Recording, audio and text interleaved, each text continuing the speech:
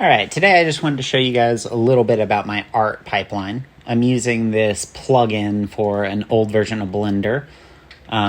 It's called the Sprite Sheet plugin. And it's really rad. Basically, all of my assets start life as 3D assets. And I bring them into Blender and run them through this plugin, which generates a 2D sprite sheet of the asset.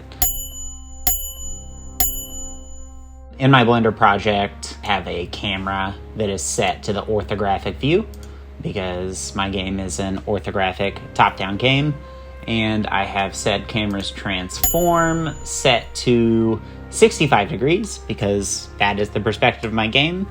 The cool thing is one asset also kind of becomes 8 assets because when I export it, I run it through this Python script that turns the asset in all 8 cardinal and intercardinal directions. And my game's only from one perspective. At the end of the day, I get 8 assets. One other important part of the whole process is we need this empty plane under the asset. And we tick this little box called Shadow Catcher, which allows it to generate a shadow for the asset that's on top of it.